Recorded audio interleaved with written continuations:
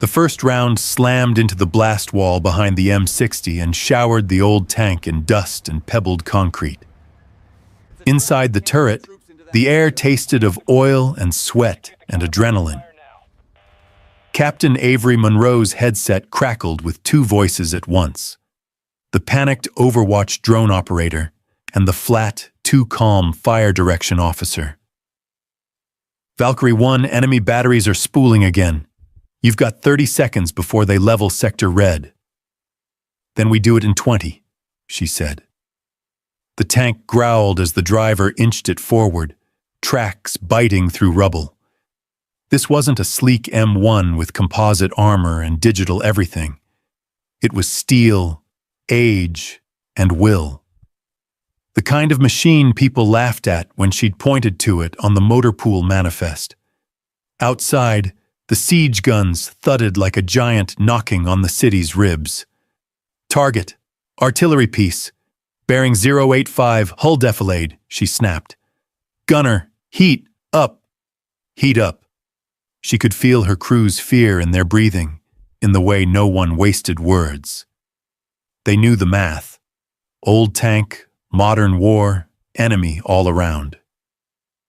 Ivory settled behind the sight, the reticle steady over the distant gun. The city behind her had gone quiet, holding its breath. Valkyrie 1, advise disengage. Negative, she whispered, more to the tank than to command. We finish this. She fired. The relic roared. For an instant, the siege went mute. 72 hours earlier. FOB Guardian. The heat hit her first. A flat, unkind wall rolling off the tarmac and the HESCO barriers. Captain Avery Monroe adjusted the strap of her helmet and kept walking toward the cluster of container offices that passed for the ops center. Helicopters thumped somewhere to the west, low and overworked. Farther out, just at the edge of hearing, came the steady, irregular boom of the siege. Rashid City was still being punched. A corporal at the door checked her ID, did a double take at the rank and branch, and pulled the door open. Cool air spilled out, carrying the smell of coffee and printer toner. Inside, radios chattered in tight phrases. A big screen showed the city. Pale blocks, red sectors, too many yellow civilian presence overlays. Captain Monroe, armor, she said to the room, voice level. Reporting as tasked. The man bending over the map table looked up. Major Rains, tan, sleeves rolled, the kind of officer who'd decided sweat made him look busy. His eyes flicked to her name tape, then to the small silver bars. Armor, he echoed, like he was tasting it. We don't have much call for tanks out here. You've got a city under siege, Avery said. Someone thought you might. A lieutenant at the comms desk smirked, not quite looking at her. Micro-tension, filed and ignored. Rains tapped the screen. Enemy sits out here. 5 to 7 clicks. Mix of tube artillery, truck-mounted rockets. They move. Lot. We can't hit them with air whenever we want because collateral, she finished. The word was a blade in her throat. ROE says dual source PID within 5 kilometers of the urban boundary. Rains's eyebrows went up, conceding that point. Right. And their drones are making our drones work harder than they should. Bottom line? We can't see long enough to hurt them, but they can hurt us whenever they like. Avery stepped closer, studying the map. The enemy batteries were smart. Always just outside the well-surveyed arcs, always near roads that led to wadis and low ground. Terrain you could sneak through, if you were metal and stubborn. What do we actually have in terms of armor mobility? She asked. I saw no M1s on the apron. Rains sighed, as if this were tedious. 2 Abrams down for parts, 1 recovery vehicle, couple of MR apps, and a museum piece the contractors dragged in from the depot. It's not the full de gap, Captain. It was meant to end the conversation. Instead, something cold and practical slid into place in her mind. A museum piece, something analog, maybe lower signature, maybe ignored by enemy algorithms trained on modern silhouettes. "Where is it?" she said. Rains gave her a long look, gauging whether she was serious. "Motor pool. You really want to play tanker in this fight?" "This isn't play, sir," Avery said. "You said yourself. You can't see to hurt them. Maybe armor can get where the drones can't sit." He could have shut her down, told her to take a jock slot and make PowerPoints. He didn't. Maybe because he was short on ideas. Maybe because he thought watching her fail would prove a point. "Fine," he said. "You can go look. But understand the ROE. You don't fire a damn thing unless you have confirmation those guns are clear of civilians. We are already getting enough noise from the city council." "Yes, sir." "And Captain?" His tone went drier. "Don't break it.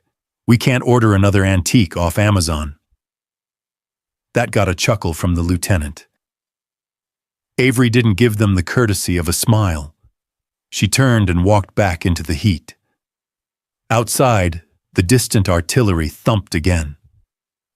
She let the sound wash over her, let it become the same cadence she'd heard on a different deployment, the one with the wrong call and the right paperwork.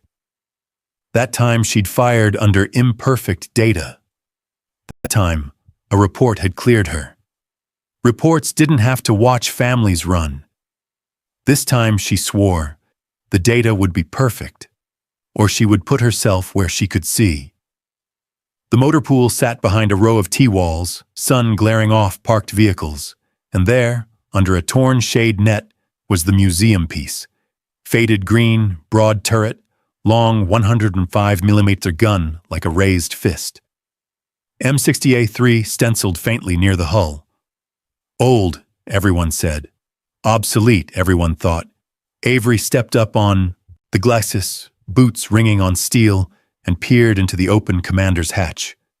Smell of oil, of old canvas, of real armor, a memory of belonging. "Yeah," she murmured to the tank, to herself. "You and me both." Fob Guardian, 72 hours earlier. The ISR room was colder than the ops center. Somebody wanted the servers happy. Monitors lined the wall, most of them split into quadrants. Grainy UAV feeds, satellite stills, synthetic overlays of Rashid City. The city looked like it was underwater. Blue for infrastructure, yellow for civilian movement, red wash for recent strike area. It pulsed faintly, like a bruised organ. Avery stood behind the imagery analyst, hands behind her back, pretending her pulse wasn't ticking faster. "Run me the last 2 hours of enemy fires," she said. The analyst, a sergeant with headphones half on, flicked his mouse. On one screen, a timeline bar slid left. On another, the flat desert east of the city played in fast forward. Little muzzle flashes, little puffs. Then the screen glitched. Static, gray blocks, return. "Jamming?" Avery asked. "Yes, ma'am," he said, dragging the word. "They light us up whenever they spool. We get maybe 10 seconds of clean feed." 10 seconds. Enough to see a gun, not enough to build a case for ROE. "Freeze it." She leaned in. The frame showed a gun truck beside a low berm, but on the city overlay, a yellow thread ran along the same axis, a civilian pickup, heading toward the agri lots. The ROE's invisible hand slapped her wrist. "That's why you're not firing," she said. "Bingo." The sergeant pointed at the yellow. "Hire wants dual-source PID, UAV plus one other. Ground, SIGINT, human. We can't get that second source fast enough. By the time we do, they're empty and moving." She swallowed. The city council's complaints, the coalition's public posture, her own file with no disciplinary action recommended, stamped on it, all of it sat in that yellow line, A civilization trying to live in artillery range. Rains came in halfway through the replay, coffee in hand. You sightseeing, Captain?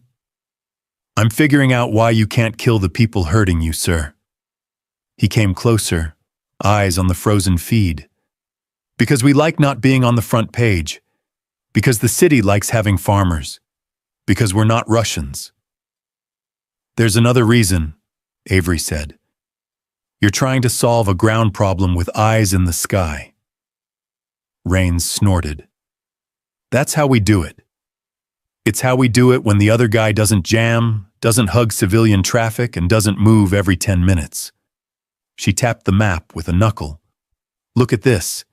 They fire from near wadis or berms, then roll down into low ground.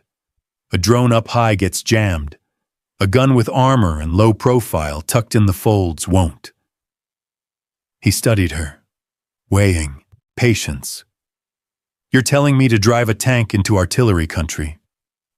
I'm telling you you'll never get dual PID from the air in time. So either you accept late fires that hit nothing, or you put something on the ground that can see the guns. Something that can survive being seen. The sergeant pretended not to listen, eyes on his screen. Avery kept hers on Rains. This was the moment. Accept that the problem was different, or stay in the loop of watching the city get hit. Rains sipped his coffee. We don't have the tank for that.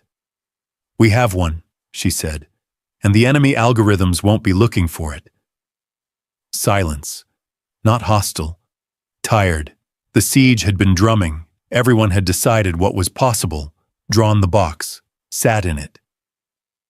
You still need clear approach routes, Rains said. ROE doesn't go away because you're romantic about armor. I'm not romantic, Avery said. I want a route with no yellow on it. You give me a time window when civilian traffic is minimal. I can push in the low ground. Your drones can't hold over it, but I can drive through it. I get eyes on guns. That's your second source. Then we shoot. And if you find kids out there? Her throat tightened. The wrong memory. The shouting on the net. The after-action checklist. The dark shape on the replay you noticed only when you slowed it down. She didn't let it surface. Then we don't shoot, she said. But at least we were close enough to know. That, finally, made him nod.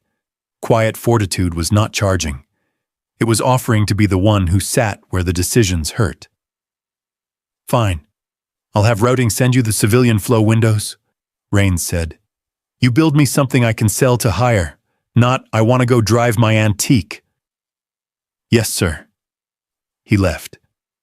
The room returned to the faint hiss of air and muted radio beeps. On the screen, the enemy gun truck rolled away like it owned the desert. Avery watched it go, jaw set. Air couldn't hold them. Paper rules couldn't reach them. So she would. The motor pool looked like a graveyard someone tried to keep tidy. Rows of MR apps under sun-faded tarps. A recovery vehicle with its boom angled like a lazy crane. 2 Abrams Hulks with panels open and guts exposed. Heat shimmered over everything. Diesel and solvent sat on the air. Avery walked past the good machines to the one no one wanted. The M60A3 sat under a torn shade cloth, paint bleached to a tired green. The 105mm gun still had presence, a long, uncompromising line, but the rest of the tank carried the shrug of age. No sleek angles, no fancy optics packages, old-school cupola, bolted-on stowage, a tank from when you judged armor by smell and crew by how fast they could load. A mechanic in coveralls, name tape Ortega, looked up from a tool cart. You lost, ma'am? No, Avery said. I'm here for her. He actually laughed. Not cruel, just disbelieving. Her? That's a retirement plan, ma'am. We drag her out when we need weight on the gate. Avery stepped onto the glacis. Metal burned through the sole of her boot. She gripped the hatch ring and pulled herself up, looking down into the commander's space. Old radios, worn padding, everything smelled right. Hot steel, grease, dust. "Does she run?" Avery asked without looking up. Ortega wiped his hands. "Runs. Tracks are good. Power pack's old, but we swapped filters. Main gun could use love. FCS is, Reagan era. Does the gun fire?" With the right coaxing. She ducked down inside. Space closed around her, familiar and tight. Commander's station to the right, gunner forward and below. Loader's space opposite. No giant screens, no digital symphony. Just levers, sights, the mechanical logic of a tank built to be fought by people, not computers. Her heartbeat slowed. Here, rank didn't matter. Here, clarity did. This is workable. She slid back up and sat on the rim of the hatch, legs inside. "What's wrong with the Abrams?" she asked. "Waiting on parts from Kuwait, maybe tomorrow, maybe next week." Ortega shrugged. "This one? We got parts for this one because nobody cares if we cannibalize it." He squinted at her. "Why? You gonna take it sightseeing?" "Siege busting," Avery said. That wiped the humor off his face.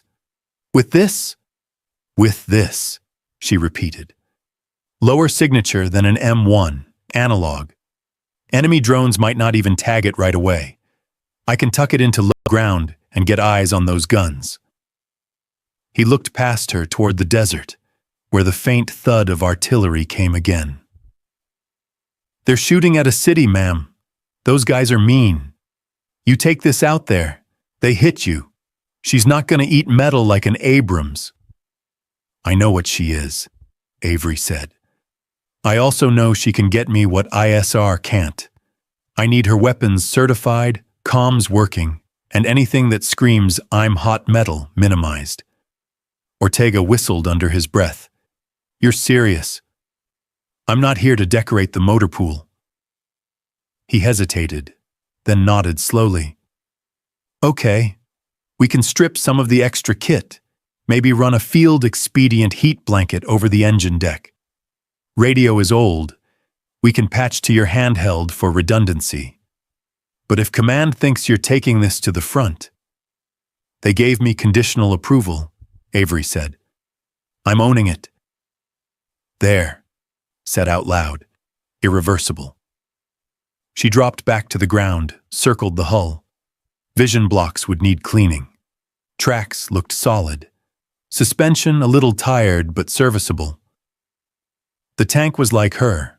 Not shiny, not what recruitment posters put out, but still mean if pointed correctly. "Gonna need a crew," Ortega said. "We don't exactly have old-timers who trained on this. I'll take a young loader, someone fast, and whoever knows this beast best, that's you." He blinked. "Ma'am, I'm maintenance." "Maintenance can shoot. You know her temperament. You're in." The mechanic's mouth opened, closed. There was that moment she'd seen in men who weren't used to taking combat orders from a woman. A tiny recalibration, not always flattering. Avery held his gaze until he looked away first. "Copy, ma'am," he said finally. "I'll get her ready." The artillery thudded again, a little closer, or maybe she was just tired of hearing it. Avery put a hand on the warm hull. The steel radiated heat into her palm. "They all think you're obsolete," she murmured. "Let's make them wrong." Behind her, Ortega was already pulling tools, muttering about parts. The yard went back to its clanks and whirs, but in her head, the fight had just narrowed. Old tank versus modern siege. No drones, no long arguments, just line of sight and a gun that still spoke 105 millimeter. By the time she got back to the ops center, sweat had dried to salt on her collar and dust lined the folds of her sleeves. The TOC was busier now. Radio's hot, intel officer on a headset talking about increased fires on the eastern quadrant.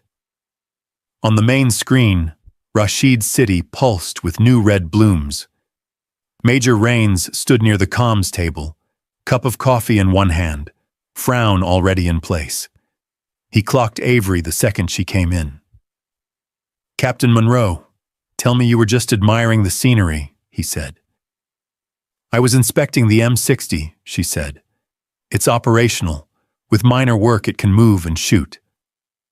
"Good," he said, as if that settled it.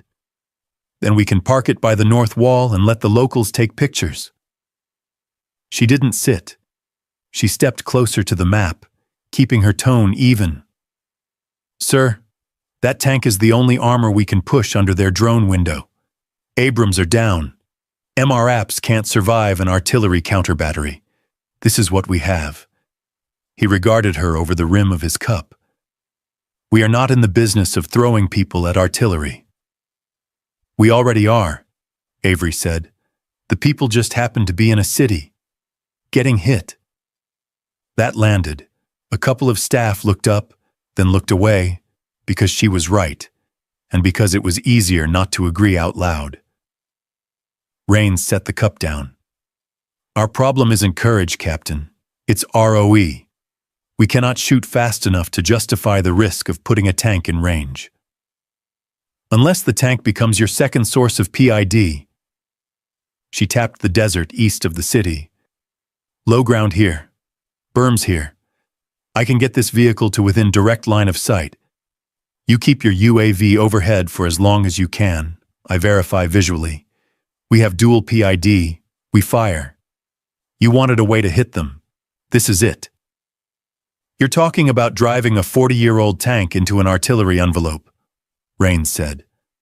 "With a crew you haven't trained, in a theater where hire is already twitchy about collateral." "Yes, sir." "Why?" His eyes narrowed. "What are you chasing? A bronze star? A line on your OER?" There it was, the cut she'd expected. Not about tactics, about motive, about a woman pushing too hard. Avery kept her spine straight. "I'm chasing dead kids on feeds, sir. I'm chasing a city that can't shoot back. And I'm chasing the fact that in 24 to 48 hours, if they keep firing at this tempo, Rashid City loses power and water. You will be the commander who let it happen because you wouldn't gamble an old tank." Rains stared at her. The room got quieter, radio chatter pressing at the edges like rain on a roof. She pressed, before he could reframe. "You said Abrams parts maybe next week. We don't have next week. We have this right now. You asked for ideas. I'm putting my name on one." That was the turn. Once she said it, "I'm putting my name on it," there was no graceful retreat. If the tank burned, her career burned with it. If it worked, the best she could hope for was a commendation buried in a coalition report. Rains exhaled, long. "Okay. Here's what I can give you." He pointed at her with 2 fingers. "Conditional approval for deployment of legacy armor for reconnaissance in force only. You will not, repeat, will not fire unless you have identified active enemy artillery. You have no civilians in proximity, and you have at least one other confirming source. You will maintain comms with Guardian at all times. You get bumped by enemy armor, you withdraw. You do not go cowboy." "Copy," Avery said. "But I need crew and I need maintenance support." "You'll get whoever we can scrape up." His mouth twitched. "You wanted the antique. You get the antique package." A lieutenant, the one who'd smirked earlier, muttered, "This is going to be good," under his breath. Avery let it pass. Confronting him here would turn it into gender theater. Quiet fortitude meant leaving some battles in the drawer. Rains leaned over the map again. "I'm signing off on this because we're out of elegant options. Don't make me regret it." "I won't, sir." As she turned to leave, the distant boom rolled through the HESCO, rattling the glass. Everyone glanced at the screen. Another hit on the city's eastern edge. Rains spoke again, softer. And Captain? You're the one explaining this to Hire if it goes sideways. I said I'd own it, Avery said. Outside, the heat swallowed her again, but now the path was straight. Get a crew, drill them, make the relic lethal. No one else was coming. They met her in the motor pool because there was nowhere else to meet.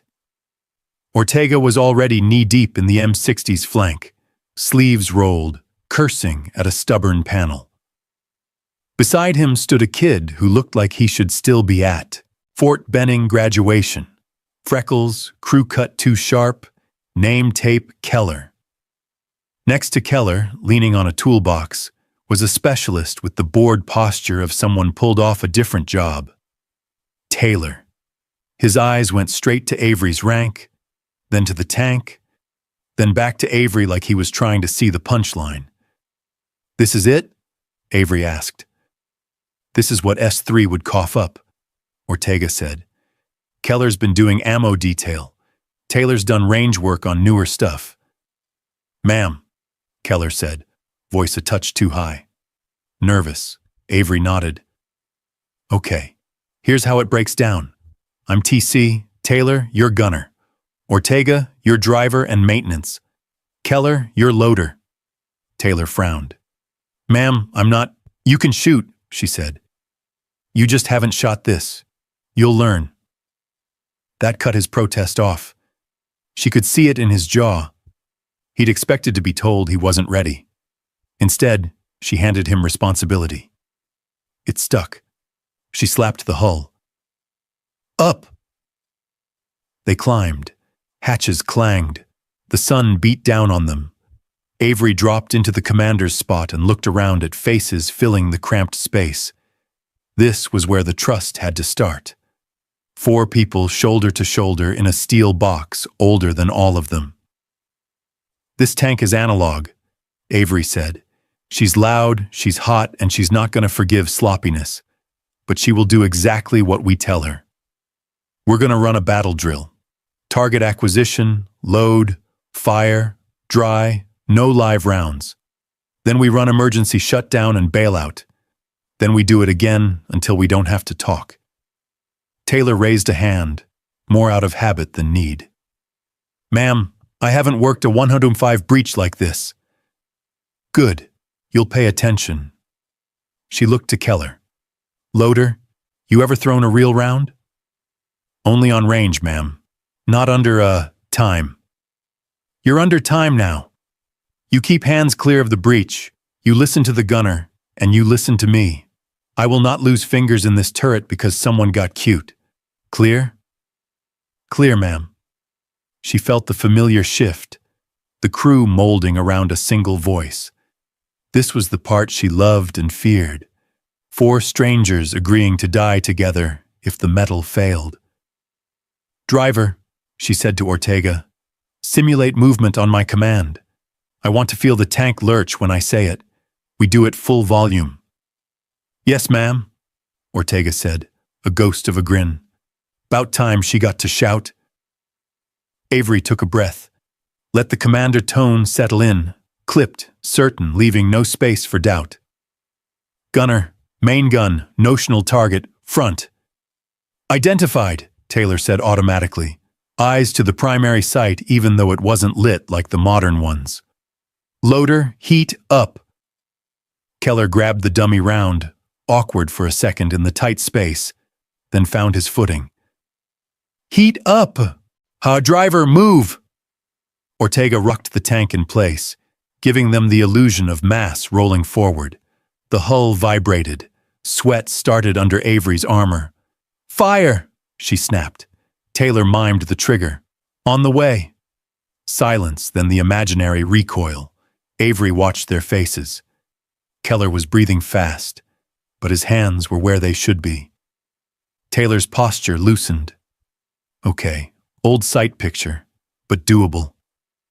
Ortega looked like he'd just been given a ticket to a show. Again, she said. This time, emergency stop. Driver, on my mark, kill power, we bail. I want hatch discipline. They did it, and again, and again. The desert sun marched overhead. Sweat darkened Keller's shirt. Taylor stopped questioning and started operating. Ortega, to his credit, took notes on what the tank didn't like. In the middle of the fourth run, a pair of soldiers walked by, glanced in, smirked at the sight of a female captain barking from inside a relic.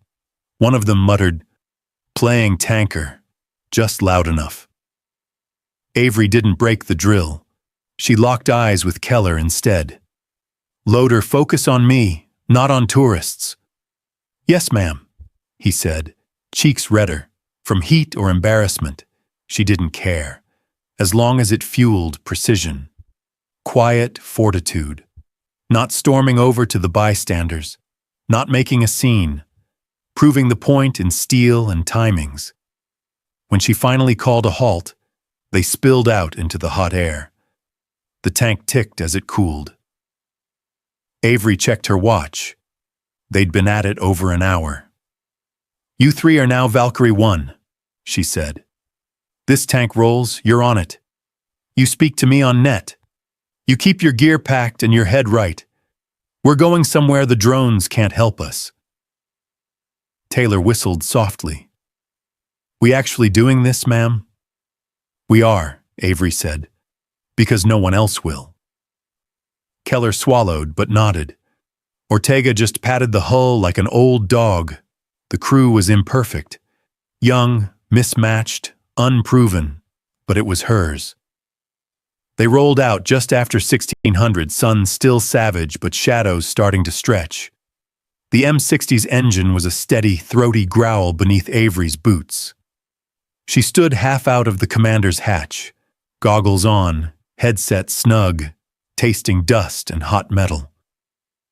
Ahead, the desert sloped in shallow folds toward the eastern approaches to Rashid City.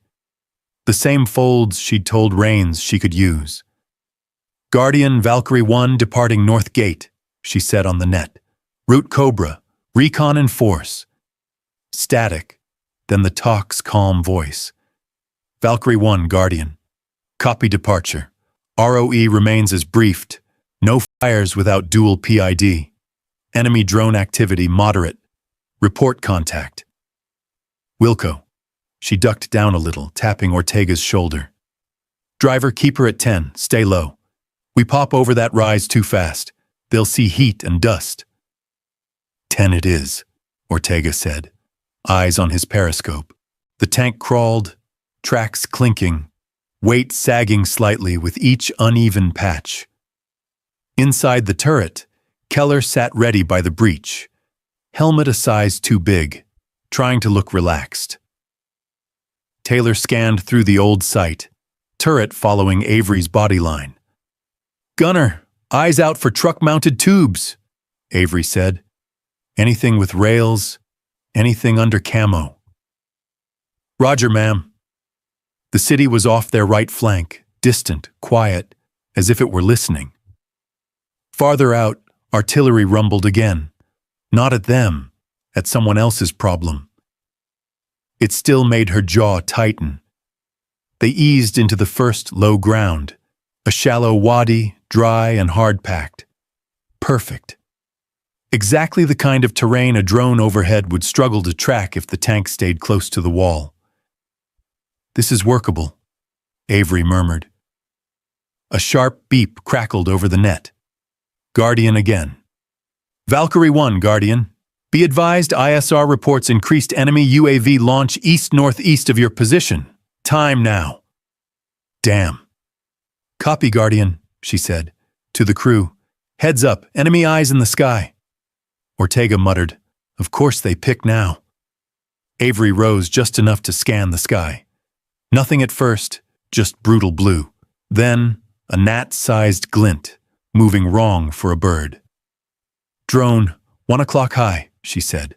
"Taylor, you are not to engage. Repeat, do not engage. We stay cold." She could feel Taylor's disappointment even without seeing his face. "Roger. No engage." They had rehearsed this.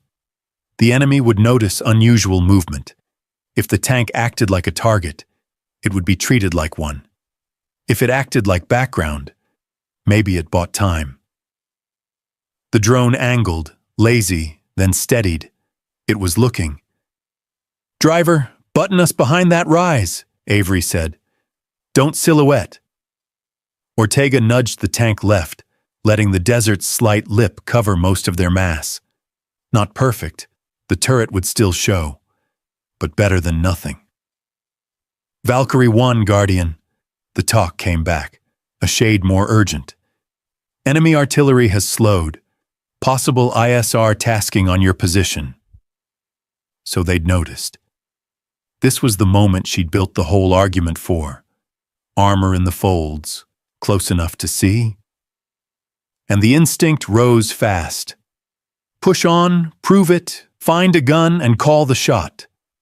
Show them this wasn't a vanity run, but the drone meant counter-battery. Counter-battery meant they'd lob steel at the first confirmed armored signature, and she had exactly one tank. "Keller," she said, "pop smoke left rear. Ortega, back us down the wadi." "Smoke." Keller yanked the launcher cord. A loud thump, then white clouds spilled and billowed, hot and acrid, curling over the ground. Ortega reversed, slow and steady. The M60 groaned but obeyed, sinking back into the low ground like an animal returning to its den. Taylor couldn't help himself. "Ma'am, we could push another 200 and maybe—" "We're not getting killed on a recon," Avery said, sharper than she intended. "We don't have PID, we don't have a clear target, and we are the only armor on this fob. We live to do this again." Silence in the turret. Not sulking, recalibrating. Her crew was learning the real war, the one where you didn't get medals for not shooting. "Guardian Valkyrie 1, she transmitted. "Enemy ISR painted us. We're withdrawing to covered position. No contact made." "Copy Valkyrie 1, the talk said. She could almost hear Raines's "I told you so" through the static. "Return when able." As the tank settled behind the curve of Earth, the drone drifted over where they'd been, confused by smoke. A minute later, far out, an enemy gun barked. A test round, angry and blind, landing nowhere near. They'd forced the enemy to react, which meant the enemy now knew. Avery exhaled slowly. Shame burned at the base of her neck, not at the decision, but at how it would look. First time out, no shot, smoke, and retreat. Somewhere, that lieutenant would be smirking again. But the tank was intact. The crew was intact. And now she knew exactly how fast the enemy could get eyes on movement. Quiet fortitude, she reminded herself. Survive the day so you can win the night. "Good work," she said into the turret, tone back to calm. "You did what I asked. Next time we move later, with less light, and we get closer before they see us." Keller let out the breath he'd been holding. "Yes, ma'am." Ortega chuckled, low. She still got some sneak in her. Taylor sighed. "Kinda wanted to shoot something." "You will," Avery said. "When it matters." They trundled back toward Fob Guardian, smoke trail dissipating behind them. Out in the desert, someone on the other side was telling his commander, "There's an armor piece out there." The game had changed. They heard it before they saw it. Not the usual distant thump the city had learned to live with. This one was deeper, slower, a heavier gun reaching farther. Avery was in the talk doorway, helmet still on from the failed sortie, when the sound rolled through the HESCO. Conversations stuttered. Heads turned to the screen. The feed from a coalition drone, one of the few not jammed at that moment, showed the eastern edge of Rashid City. A block of low buildings. A road where 2 civilian trucks were parked crooked. People moving like they still trusted the daylight. Then the impact. The screen flashed white, then dust, then dark. The building's roof folded like bad cardboard. A pressure wave rolled grit down the street. In the overlay, the red zone bloomed, angry and hot. Jesus, someone muttered. New tube? The intel officer asked, already leaning in. Longer range, Avery said, because she could feel it in her bones. The signature. The delay. They pushed a heavier, piece in. Major Rains swore under his breath. Confirm civilian presence. The analyst tapped keys, pulling up secondary data. Thermals say yes. At least 3 heat signatures pre-strike. The room went quieter than any ops room should. Avery's throat locked for a heartbeat. Different place, different year, same sensation. Watching consequences she wasn't fast enough to stop. Paper afterward would call this enemy-initiated civilian harm. Paper didn't stop kids from bleeding. Rains rounded on the ISR console. Can we get eyes on the firing platform? Negative, sir. They fired, pulled down the wadi. Jammer is up. So we can't hit back. No one said it, but everyone heard it. And we just watched civilians get hammered. Avery stepped closer to the map. The new firing point was deeper, just outside where the current drone pattern could loiter for long. Smart. The enemy had seen the tank move and decided to widen the circle, staying ahead. Sir, Avery said, this is where armor goes in. Rains shot her a look. We just tried that. They lit you up. We tried it at 1600 in daylight when their drones were awake. We go in low light, in the terrain folds. We get line of sight. She tapped the map. Here, here. Right now, they can fire whenever they want. We have to wait to see. That's backwards. Hire won't give you a free shot without dual PID, Rains said. Not after that. He jerked his chin toward the screen, where dust still drifted. ROE 5.C, Avery said. On-scene commander can invoke emergency exception when there is imminent loss of life and no other asset can respond in time. This qualifies. He stared at her, surprised she'd memorized it, or surprised she was willing to say it out loud. You're going to hang your career on imminent? He asked. I'm going to hang it on the fact that a city just took a heavier gun and we can't match it, Avery said. You send me in, I can see it. I see it, we shoot it. We kill their new toy before they get comfortable. Behind her, the artillery boomed again. Not as close, maybe a different sector. Didn't matter. The city was being reminded it was prey. Inside her, the old incident tried to surface. The slow-motion replay of a figure in the corner of the frame. The silence afterward. The tilted looks, careful and non-committal. You did what you had to, Captain. She pushed it back. This wasn't that. This was the opposite. This was refusing to let absence of data become an excuse for absence of action. Captain, Rains said, lower, if you jump the gun, I won't jump it, she said. I will be there. I will see, and I will call it. You wanted a second source. I will be your second source. He rubbed a hand over his face, exhausted. You'll take that antique into an expanded threat ring. Yes. With a green loader. He did every drill I gave him. With a mechanic for a driver. He knows the tank. He dropped his hand. You're not going to let this go, are you? No, sir. There. Point of no return. Rains looked at the screen again. Dust settling. Civilians tiny and slow.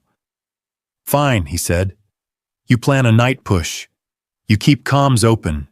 You invoke 5.1C only if you have eyes on the gun, and you assess imminent continued fires on civilians or friendly forces. You log every second. If higher screams, I am pointing them to your log. That's fair, Avery said.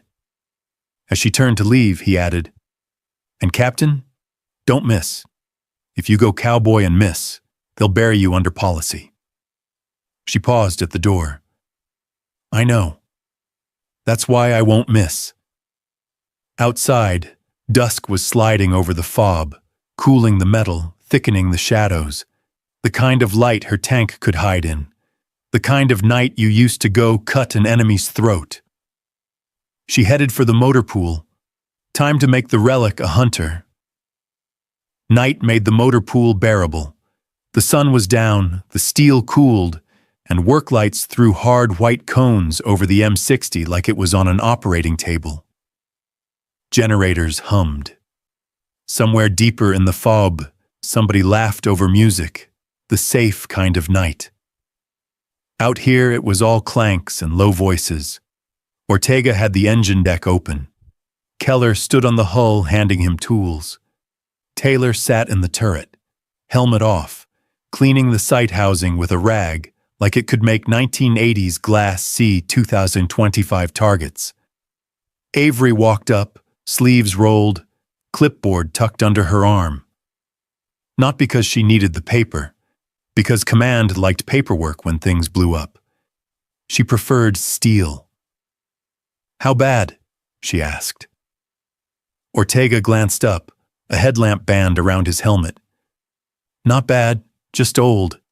She runs hot, which is bad if some enemy kid is watching IR.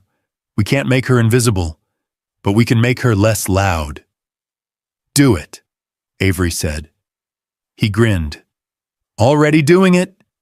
He tapped a bundle of casing. I'm pulling non-essential electronics.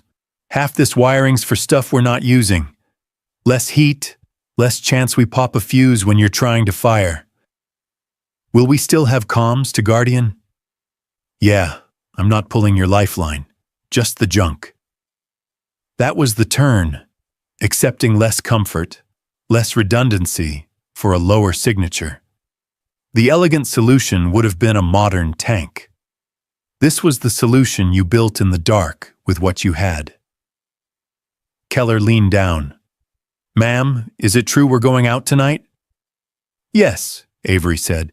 Enemy brought a bigger gun. We take it away. The loader's eyes flicked toward the city, where on the horizon you could still see faint dust hanging over the eastern blocks. They hit houses. Yes. He swallowed, nodded. That was enough. She climbed onto the hull, dropped into the commander's hatch. Taylor looked up. Ma'am, I tightened the traverse. She was sticking a bit. Good. You'll need to swing fast. He hesitated. We seriously going to be close enough to see them without ISR? That's the point, Avery said. ISR can't sit over them. We can. He went back to polishing the sight, a pointless act in pure utility terms, but a useful act for nerves. Ritual kept crews from shaking. Avery flicked on the internal lights, did a last systems check. Radios. Scratchy, but connected. Intercom. Clear. Optics. Old, but serviceable. She imagined calling emergency exception over this net. Her voice recorded, time-stamped. She imagined Hire replaying it later, looking for hesitation. There won't be any. She popped back out. Ortega was stretching a dull, heat-resistant blanket over part of the engine deck, tying it down with ratchet straps. Field expedient, he said. It'll cut some of the plume, not all. Some is better than none. Exactly. He straightened, wiped his hands, then eyed her. You know we're taking a risk, right? Many, Avery said. I mean with the kids. He jerked his chin toward Keller, toward Taylor. You and me, we signed up long enough to know how fast this can go bad. Them, they haven't had it go bad yet. The words landed. Not accusation, concern. The kind male NCOs carried when they realized they liked the officer in charge. They will tonight, Avery said, steady. And I'd rather their first bad be with me talking to them than in some random ambush with no commander. Ortega nodded slowly. Accepted. Guardian, Valkyrie 1. Her radio squawked from inside the turret. Send status for night tasking. She reached in, keyed the handset. Guardian, Valkyrie 1, tank operational. Crew briefed, we will depart on your window. Copy. Civilian traffic on Eastern Farm Road predicted minimal between 2200 and 2230. You are cleared to move in that window. ROE unchanged? Unchanged. Meaning, you still don't fire unless you can swear it's them. Avery looked at the city glow. 2200. That gave them a little over an hour. She turned to her crew. All right, Valkyrie, final brief. They gathered at the side of the tank, shadows long in the work lights. Root will use the wadis we tested, she said. We go dark as much as we can. Driver, you keep her slow, no big dust plume. Gunner, you stay on glass. Loader, you stay strapped in until I call for round. Expect enemy UAV sweeps. If we get painted, we button and wait it out. If we get a clean visual on artillery, I will invoke emergency exception and we will shoot. That means we will be close enough to be shot back. Questions? Keller shook his head too fast. Taylor said, What if Guardian won't confirm? Then I confirm, Avery said. I will be your second source. That calmed them more than any pep talk. She clapped the hull. Mount up. As they climbed, Avery put a hand on the steel again. This was the quiet part no one would ever tell stories about.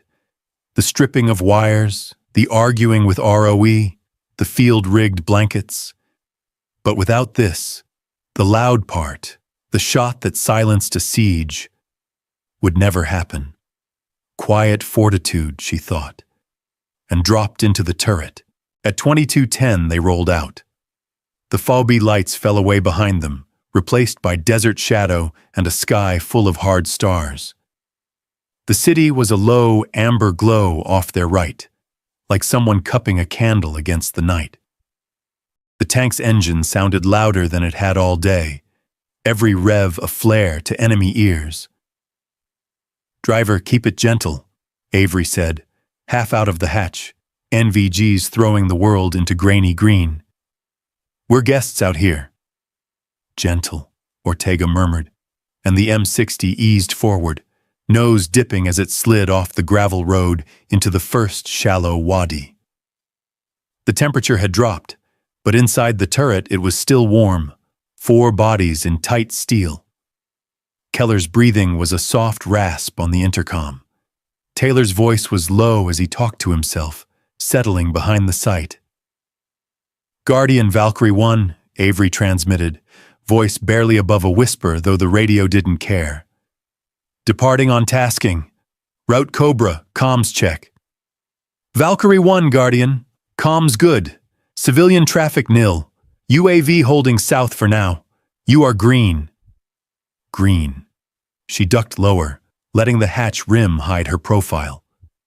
The wadi walls rose on either side, not high, but enough to break line of sight from anything casually watching. This was what she'd promised Rains. Armor in folds, below the drone's lazy sweep. The tank's headlights were off. Ortega drove on NVG in memory, guided by her hand signals and muttered bearings. Every now and then, the hull rocked as they hit a rut. The patched heat blanket over the engine deck fluttered but held. Ma'am, Taylor said, I got sky movement 10 o'clock high. Could be bird, could be... Avery tilted her NVGs up, squinting at the stars. There. A slow, purposeful drift. Too steady for a bird. Enemy UAV, she said. Coming across our axis. How close? Ortega asked. Close enough. She dropped fully inside.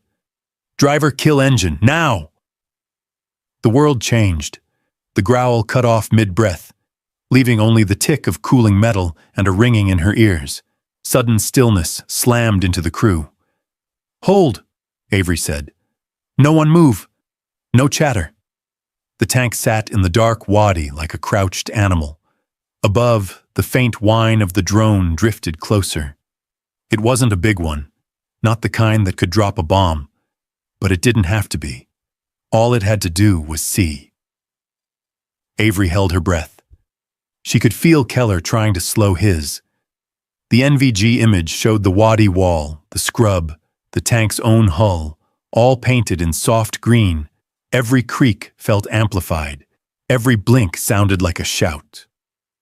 The drone passed overhead. For 3 heartbeats, it was right above them.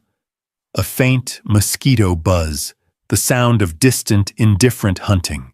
If their engine had been on, if they'd been puffing hot exhaust, if they'd thrown dust, it would have marked them. But now, cold and still, they were one more lump in the ground. It drifted on. Avery waited a full minute anyway. Quiet fortitude wasn't just waiting. It was waiting longer than comfort allowed. Finally, she said, low, "Driver, restart." Slow. Ortega turned the starter. The engine caught with a softer growl than before, like even the M60 knew to whisper. "Good call, ma'am," Taylor said, admiration in his tone. "Save it for when we shoot," Avery said. "Eyes forward. We should be within 2 clicks." The terrain flattened slightly, then dipped again. Ahead, through the NVGs, she saw what she'd been looking for. A shallow rise with scattered scrub, beyond which the ground opened. Exactly the kind of spot an artillery unit would use, close to the wadi for escape, open enough for traverse. "Driver, halt behind that rise," she said. "Hull down." Ortega nudged the tank up, then let it settle so only the turret would clear if she rose. Avery lifted herself slowly, eyes just over the hatch rim. Night wind brushed her face, carrying faint smells. Diesel, distant smoke, the dry dust of worked earth. She scanned. At first nothing. Then, 800, 900 meters out, she saw shapes. Trucks, low and canvas-covered. A longer silhouette, angular. The siege piece. Lights off. Men moving with flashlights cupped. They were reloading, resetting, getting ready to fire again at a city that couldn't answer. "There you are," she whispered. Inside, she keyed the net. "Guardian, Valkyrie 1, I have visual on enemy artillery position. Grid to follow." She read it off, precise, watching the trucks. One of the men out there smoked, ember bright in NVG. No civilians, no farm trucks, just war. "Valkyrie 1, Guardian, copy grid. We cannot hold UAV over target for confirmation. Jammer active." Of course it was. "Guardian, be advised," Avery said, eyes never leaving the gun. "I am on-scene commander and I have positive visual ID on hostile artillery preparing to fire. If they begin firing sequence, I will invoke 5.C and engage." Static. Then, understood. This was it, the staging before the strike. The next chapter in steel. "Gunner," she said quietly, "that's our target. Burn it into your sight picture." "Yes, ma'am," Taylor said, voice tight now, excitement wrapped around fear. Avery watched the artillery crew out there, oblivious to the old beast watching them from the dark. "Next time they fire," she said, "we end it." The enemy gun crew out there moved with the weary rhythm of people who'd been allowed to hurt others without consequence. 2 men on the breach, 1 on the truck, 1 checking something with a flashlight and a notebook. The long barrel was slewed toward the city, waiting for fire data to come through whatever crude net they used. Avery watched them over the lip of the rise, NVGs casting everything in ghost green. The M60 idled low behind her. Engine-o, cat's purr. Her crew was silent, all of them listening to the same night. "Gunner," she said, "target is the artillery piece, center mass. We're going to do this deliberate." "On target," Taylor said. His voice was smaller than in the motor pool. Not weak, just appropriately sized for the dark. "Loader heat." Keller shuffled in the turret. "Heat up." She keyed the radio. "Guardian, Valkyrie 1, Hostile artillery confirmed. No civilian presence observed. Enemy appears to be preparing for follow-on fires toward Rashid City. I am invoking ROE 5.c, imminent loss of life. I am engaging. There. The sentence that would be replayed. No hesitation, no quaver, static, then the toques. Valkyrie 1, Guardian, acknowledged, execute. She settled behind the sight. The old optics weren't fancy, but the target was big enough. The gun was about to hurt a city. That was all the clarity she needed. Driver, hold steady, she said. Gunner, when I say fire, you fire. We will displace immediately. Loader, you stay low. Roger. Out in the field, a man on the truck jumped down, waving. They were getting ready. Maybe a spotter had called in a fresh sector. Maybe they were about to repeat what Avery had just watched on the screen. Not tonight. She felt the tank's gun breathing through the turret, a potential energy in steel. Her heartbeat didn't spike this time. It flattened, going long and calm, the way it had in every gunnery where she'd scored expert. This was hers. This was what she was for.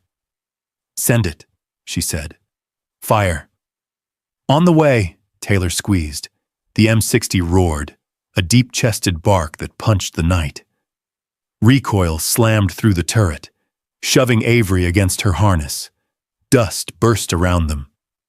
For a split second, the muzzle flash lit the wadi walls, the inside of the turret, Keller's wide eyes. She dropped back into the hatch, eyes to the target. The round hit. It didn't obliterate the whole position. This wasn't a movie. But it smashed right into the artillery piece's midsection. Metal jumped. The barrel jerked sideways. One of the crew went flying off the platform. The truck beside it rocked from the blast. Gear spilled. The careful rhythm broke. Hit! Taylor shouted, unable to keep the triumph out of his voice. Driver, reverse! Avery snapped. Back into cover. Loader, next round. Reversing! Ortega slammed them back, the tank sliding down from the rise into the wadi hollow it had crept from.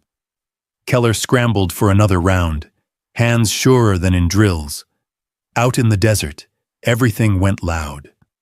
Voices shouted in a language Avery didn't need to understand to read. Surprise, anger, call for help. A flare zipped up, white, harsh, bathing the area in light. She was glad they'd already dropped. Guardian Valkyrie 1, she said. Adrenaline finally chasing calm. Target artillery piece struck. Appears disabled. Enemy personnel alert. Possible counter-battery. We are displacing. Valkyrie 1, Guardian, good effect on target, the TOC said, tighter now. Be advised, enemy assets may have your muzzle flash. Egress immediately. She could almost hear Rains in the background going, well, damn.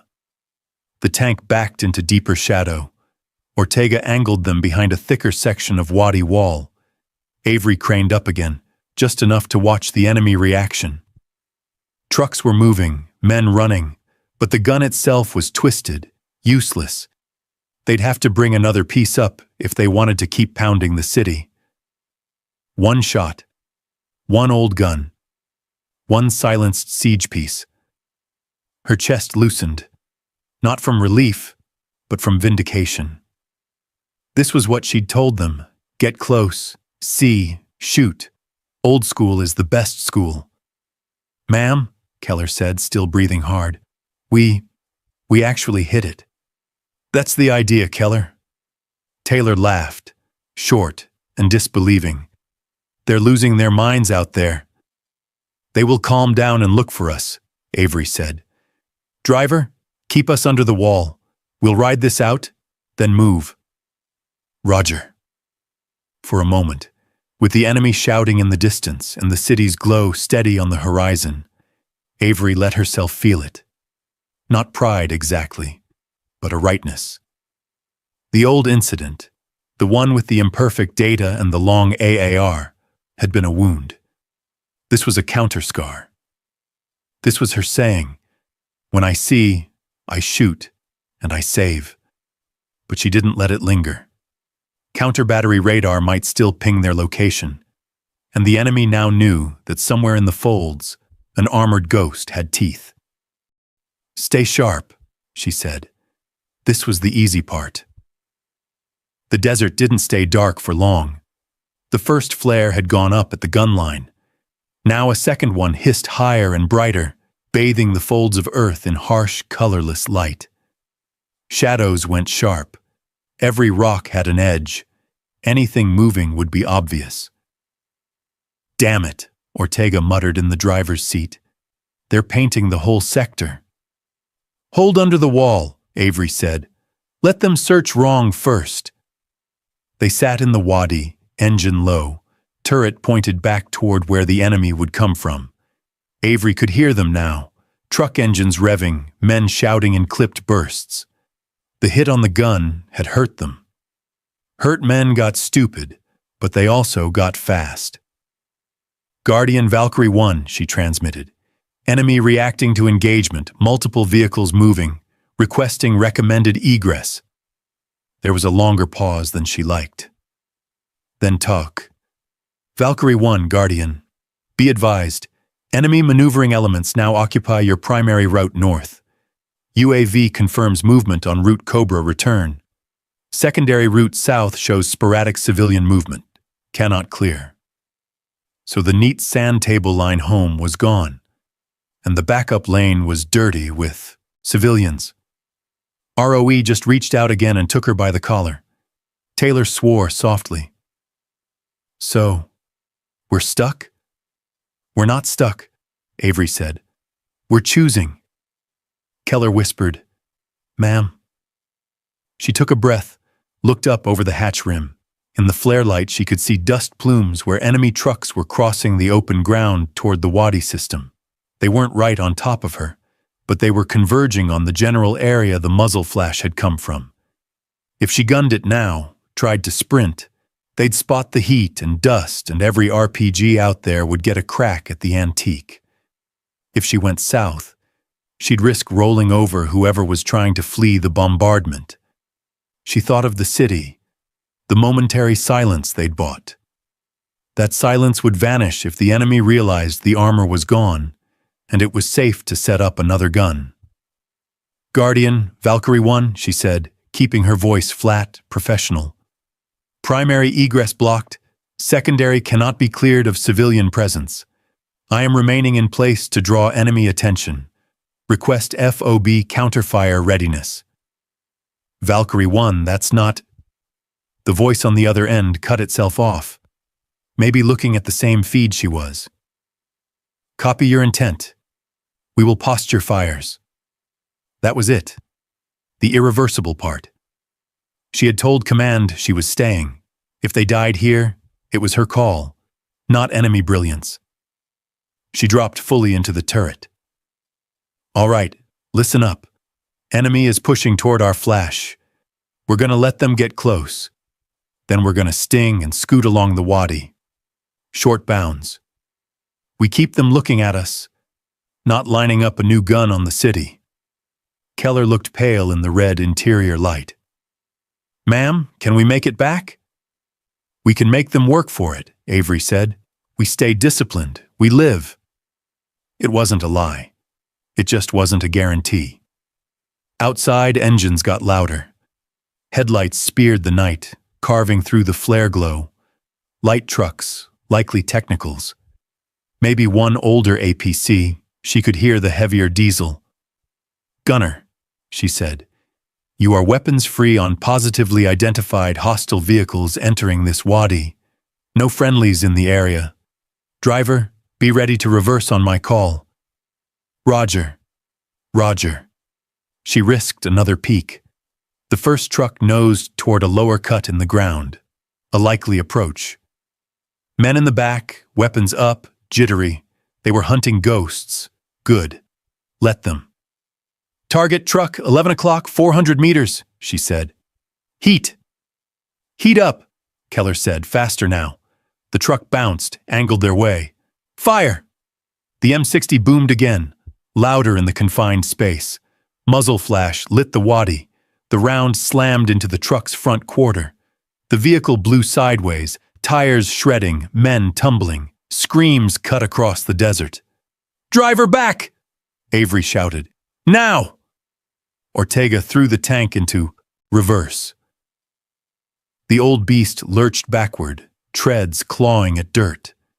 Behind them, the wadi curved, not much, but enough to break line of sight for a second.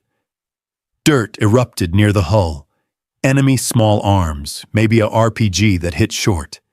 The tank rang like a bell, a metallic smack on the side armor. "Hit on right side, no penetration," Ortega called. "She's mad, but she's fine." Keller's breathing went ragged. "They're close." "I know," Avery said. "We made them look. That was the point." Bullets pinged again. Higher this time, ricocheting off the turret. The M60 wasn't an Abrams. There was no illusion of invulnerability. Every impact reminded her she'd brought 3 other lives into a fight in a steel suit from another era. "This is my calling," she told herself. "Not in the religious way, in the accountable way. I called this shot. I brought them. So I stay." "Driver, halt," she said. "We set again, same drill." They stopped. The engine idled hot. She could hear more trucks braking, men shouting orders. They knew now that the tank was old but not helpless. "Guardian Valkyrie 1, she said quickly.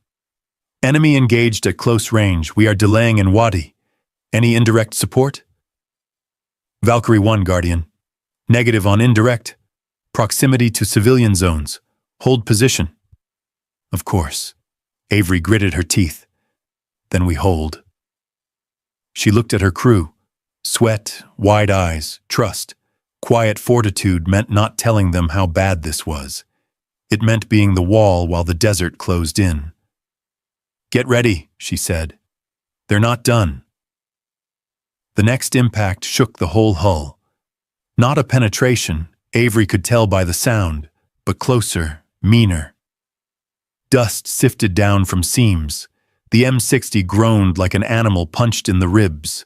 Somewhere aft, something metallic clanged and stayed clanging. "Report," she snapped. Ortega, voice tight.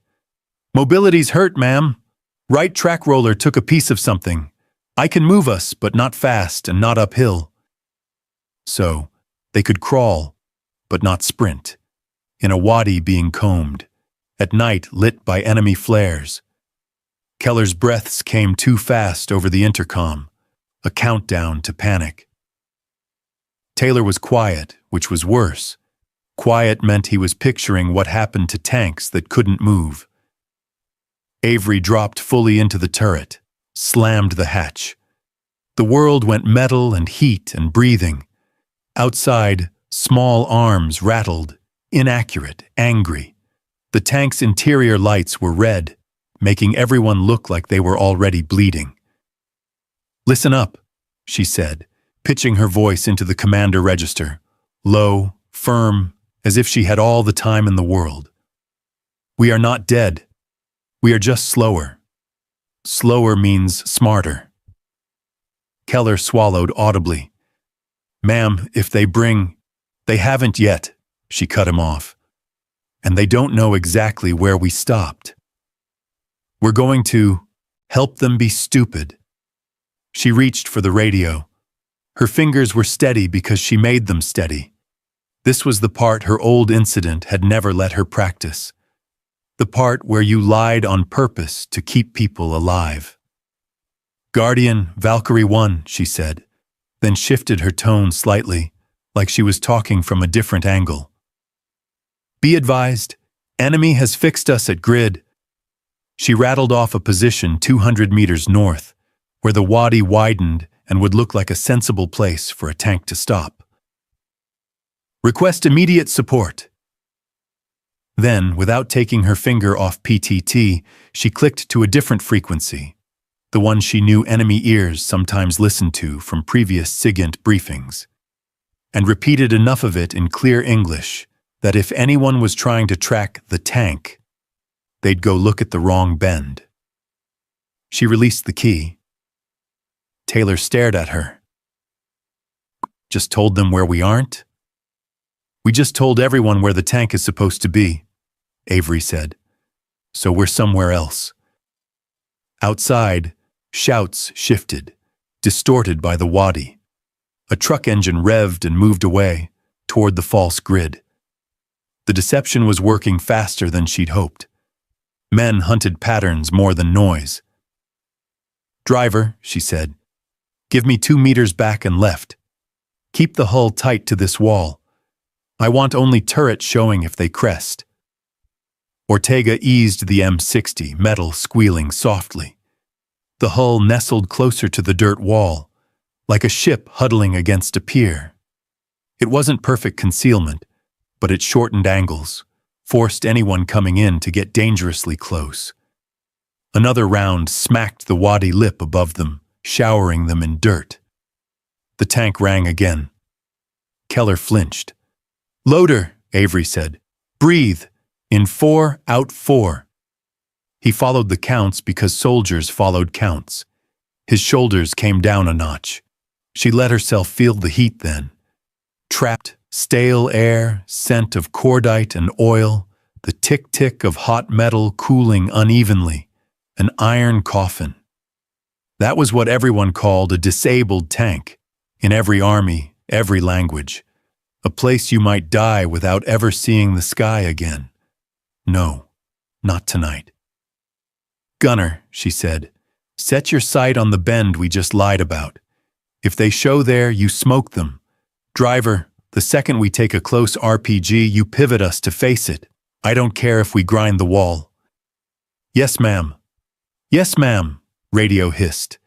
"Valkyrie 1, Guardian. We copy your last. Be advised we see enemy movement at the grid you reported. Your deception is effective. We still cannot fire due to proximity to non-combatant structures south of you." Of course they couldn't. She hadn't expected them to. The point was to make the enemy chase a shadow. "Copy, Guardian," Avery said. "We will hold." Hold. As if it were easy. She looked at her crew. Keller's freckles were drowned in red light. Eyes, too, big. Taylor had his jaw clenched, sight to his face. Ortega, below, muttered something to the tank, a mechanic's prayer. This was the quiet fortitude part no one would give them medals for. Staying calm in a hot box while men outside tried to cut you open. Outside, gunfire faded northward, following the lie.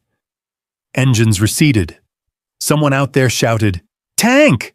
in angry, confused English at the wrong place. They bought themselves a sliver. Avery let her shoulders ease just a fraction. "Good work," she said. "We made them chase the ghost." Keller let out a laugh that was half sob. "I thought we were—" "We're not," Avery said. "We will be when I say we are. Not before." That drew a ghost of a smile from Taylor. "Command voice works. Remember this." She listened. The desert was never truly silent, wind over sand, the distant, constant hum of Rashid City. But now, under it, there was a new layer. The thudding of a heavier weapon getting into position far off. The enemy wasn't done. They were regrouping, maybe even bringing in the last piece. The one she'd face in the siege-silencing moment. "Rest your shoulders," she told the crew. "Drink water. Stay on headsets. This isn't over. This is the middle." They obeyed. In the red-lit, hot, cramped turret of an old tank, 4 Americans sat breathing in sync, waiting to move again, because one woman had lied well enough to buy them time. The enemy brought the big one. Avery heard it spool, that deep, chesty breath of a heavier piece being aligned, and she knew, without seeing, that this was the replacement for the gun she'd killed. They were going to reclaim the night, reclaim the city, prove armor ghosts couldn't stop them. Not tonight. She looked at her crew in the red-lit turret. Keller's eyes were rimmed with fatigue. Taylor's jaw worked, getting ahead of recoil that hadn't come yet. Ortega had sweat carved into dusty lines on his temples. "Last push," Avery said. "We kill this, city breathes." "Ma'am," Ortega said carefully, "we're still dragging. I can get us out there, but I can't promise elegant." "Don't need elegant," she said. "Need line of sight." She popped the hatch and rose into the night.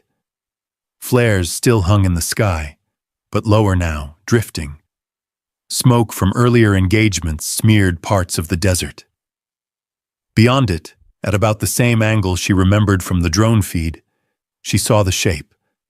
Truck, bigger carriage, long gun barrel angled toward Rashid City. Men working fast, nervous now that something out here was biting back. They hadn't found her because she'd lied. That lie had bought this window. "Driver forward," she said. "Up and over, we're going to show ourselves." Taylor made a soft, incredulous sound. We're just gonna roll out?" "We're gonna look like we belong here," Avery said. "Like we own it." The M60 growled, wounded but willing. Ortega coaxed it up the wadi lip. The hull shook. Something in the right track squealed protest. But they crested, and now they were in the open. Dust puffed under the tracks. The work lights on the enemy guns swung, confused, then locked on them. Men shouted. A rifle cracked, pointless at this range. Someone yelled, "Tank!" again, this time at the right place. Avery keyed the net. "Guardian Valkyrie 1. Enemy has brought in replacement siege piece, bearing 085 from my position, preparing to fire on Rashid City. I am engaging." The TOC came back fast, alarm cutting through. "Valkyrie 1, Guardian. Enemy elements still maneuvering in your vicinity. Advise descent." "Negative," Avery said, calm, final. "We finish this." She dropped back into the turret. "Gunner, target artillery piece, same class as previous. Loader, heat." "Heat up!" Keller's voice cracked, but the round was in. Taylor tracked, body moving with the turret. "Target identified." Outside, the enemy gun crew scrambled. One of them tried to swing the barrel away, as if pointing it at the tank would change physics. Another dove for the truck. A third raised an RPG. Too far, too slow. "Driver, hold," Avery said. "We take the shot clean." The tank rocked to a stop. For a heartbeat, they were the most visible thing in the battle space. A relic silhouetted against sodium and moon. Avery settled behind the sight. Reticle, target, steady. This was clearer than the old incident. No yellow overlays, no maybe cars, no market stalls in the corner of frame. Just a weapon about to flatten a city. "This is why I came back into armor." "Fire," she said. "On the way." The M60's gun loosed with all the righteous fury of steel that refused to retire. Recoil slammed the turret. The night lit up again, just like 3 nights from now in a report no one would read. The round smashed into the siege piece's mounting. Metal burst. The barrel sagged like a broken limb. The truck jolted sideways. 2 of the crew vanished in the blast, the rest scattering. For half a second, a perfect, miraculous half-second, the desert went quiet. No outgoing toward the city, no smug rhythm, just silence. Avery exhaled, fast, relief and purpose braided. "Target destroyed. Driver back." She didn't get to finish. Incoming whipped over them, angry and blind. Small arms, a heavier thump as someone fired in their direction. The tank rang again. "Back, back," she ordered. "We've done it! Now we live!" Ortega yanked them into reverse, metal protesting. Keller braced against the turret ring. Taylor kept the gun trained forward, daring anyone to crest. On the net, talk came back, breathless. "Valkyrie 1, Guardian!" Good effect on target. Rashid City reports cessation of current. Artillery. Repeat. You silenced the siege. Avery let that sit for only a heartbeat. Then, Guardian Valkyrie 1, we are taking fire and our mobility limited. Request immediate guidance for recovery. Copy, Valkyrie 1. Stand by. Stand by. They always said that from safe rooms. She looked at her crew, alive, scared, functional. No cheering, no high fives. Just 4 people in a hot metal box who had just saved a city's breath. Good work, she said.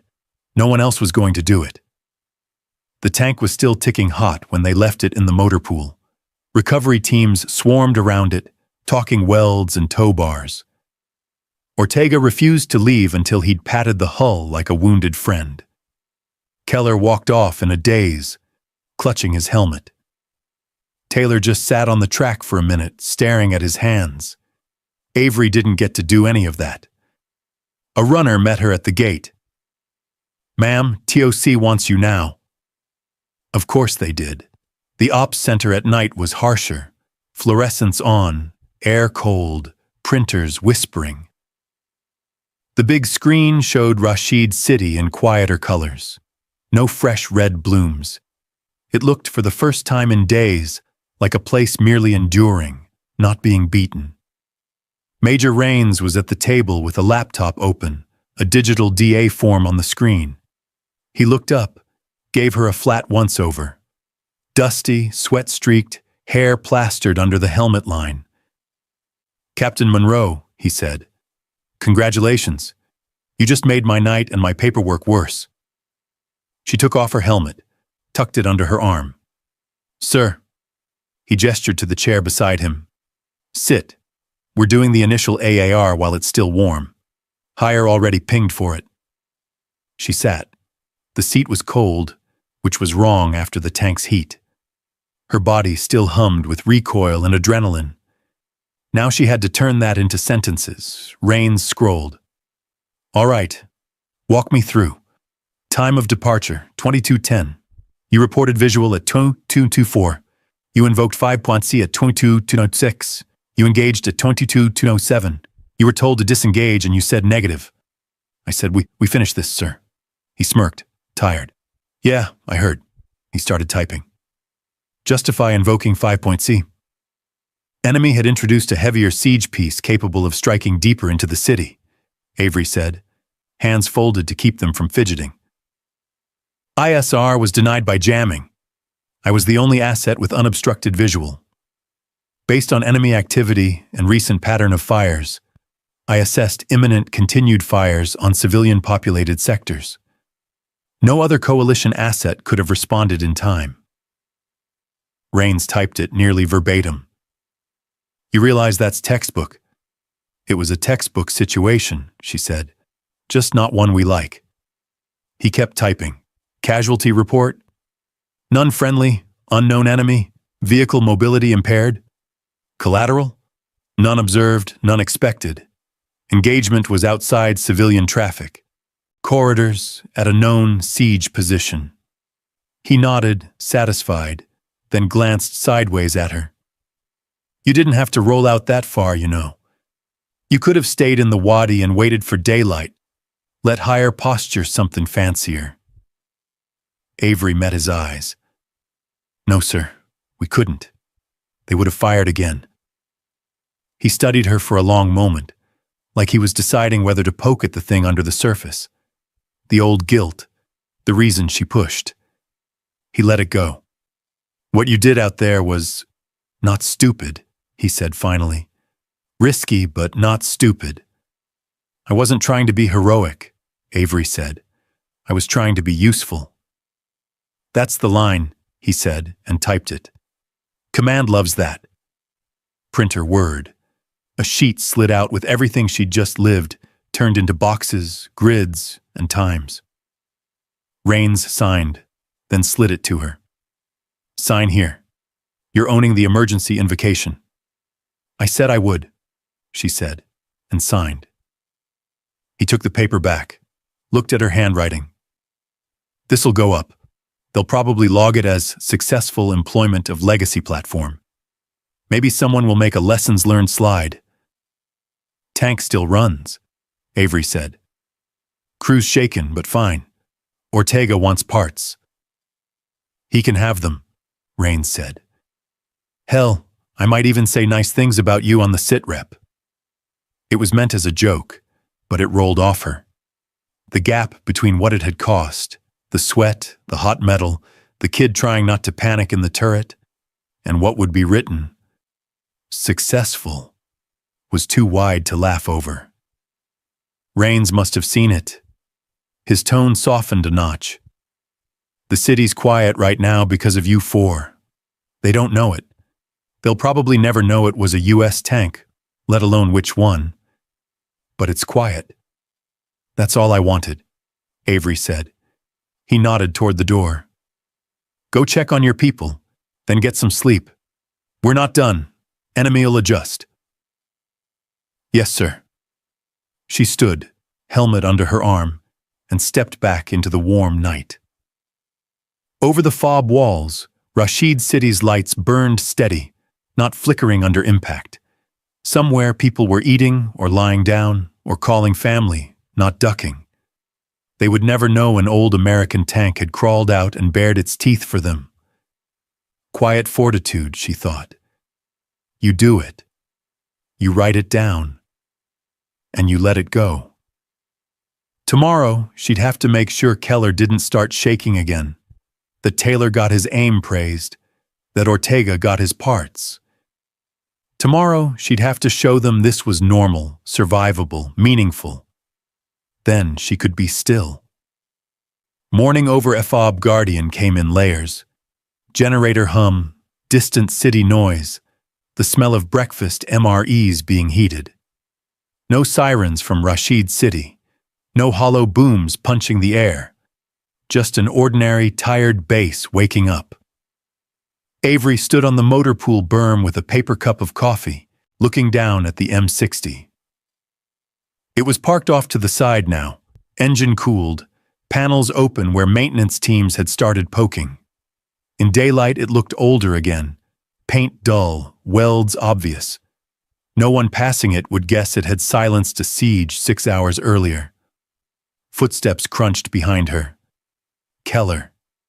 He stopped, awkward, helmet clipped to his belt now, eyes unsure whether he was interrupting something private. Ma'am. Morning, Keller. He joined her at the berm, looking at the tank like it was a celebrity he'd ridden with. I saw the sit rep. It just says, Legacy Armor Asset engaged enemy artillery with good effect. That's what it was, Avery said. He frowned. But we were there. We know, she said. Rashid City knows, even if they don't know it was us. He chewed that, then blurted, I froze for a second. When we got hit, I thought we were stuck in there. I didn't act fast enough. You breathed when I told you to breathe, Avery said, turning to him. You loaded when I said load. You didn't bolt. That's acting fast enough. He stared at the tank. I thought tanks were all digital now. Screens, AC, fancy stuff. I didn't think we'd be in that. Most of armor is that, Avery said. Metal and noise and 4 people trusting each other. He glanced at her. Were you scared? She considered lying, then didn't. Yes. I was also responsible. Responsibility wins. He nodded, eyes clearing a little. That was the point, really. Not to tell him not to be scared, but to give him a hierarchy when fear showed up. Down in the motor pool, Ortega barked at another mechanic about the track roller. Taylor walked up with a clipboard, arguing about sight alignment.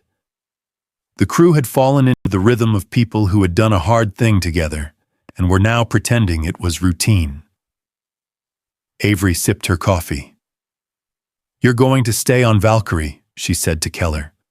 New parts or old, we'll run her again if we have to. You good with that? Yes, ma'am, he said quickly, too quickly. I mean, yes, ma'am. I want to. Good, she said, because now you know what it actually looks like. Not the videos, not the recruitment reels, the real thing. And I need soldiers who've seen the real thing. He smiled. Small, genuine.